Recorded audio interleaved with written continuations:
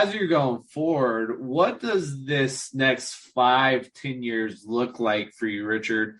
What is that you want to bring forward? Or is there something, and maybe you don't want to share because you never know, but we have this view that if you share it, somebody's going to hear it. You just never know. So when you look at the next 5, 10 years, what is that vision for you on expanding what you've created, what you're building at this time? Wonderful. Well, since COVID hit, I saw more work from home agents. And so I've had to make that brick and mortar adjustment. People hired a call center because our internet redundancy, our backup generator electricity, and on-site IT support. Now, people working from home, they can still hit the metrics and do their numbers, but there is isolation there. And you could have 500 accountants working in a building. They don't talk to anybody. At a call center, it's a very, very social environment. There's a lot of synergy and a lot of shared energy. And so I believe a lot of people are not working to their top performance just because of that lack of relationship and communication. So this industry will continue to build. I was concerned before that I was looking for more space because I was filling my 300 seats quickly.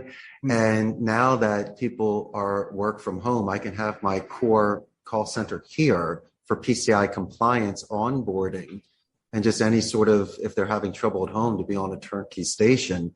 But for me personally, instead of having to build out 1,000-seat center, I can just give them a turnkey computer, have them go home. Next thing you know, I got 1,000 seats all over the country.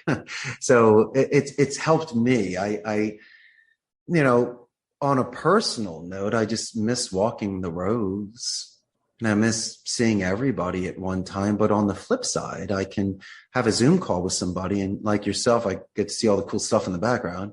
And you can when you call people's homes, and you get to see the stuffed bunny in the corner, posters on the wall. And unless they're disclosing this at the call center, it's very rare that you get a glimpse into what makes them tick. And so we've opened up more communication channels. And so where do I see this going? I do see it more virtual.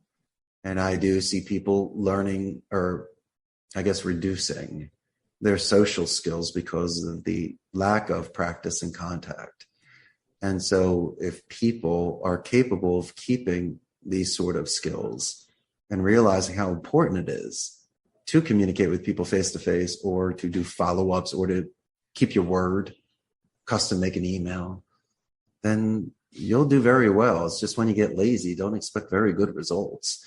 And so it's almost like Rome that expanded their empire too much, and it becomes thin. And so the further that the agent is away, the tougher it is for me, almost in a sense, to bond with them and almost support them. I can do it. But you do know that, as I mentioned before, when you're watching a movie, it's a lot different from seeing a live play. I mean, you really, really feel the energy and get something from a call center. And so I'm hoping that it's not pure AI where people are only talking to computers. I know that when you get frustrated, you press 0, you start cursing, and you just want to speak to somebody. And so unless they master that sort of IVR and response, people are still going to want to talk to someone. And so maybe in the next 5 to 10 years, I still may have a niche market where people are looking for higher level concierge, personal first class service. Absolutely.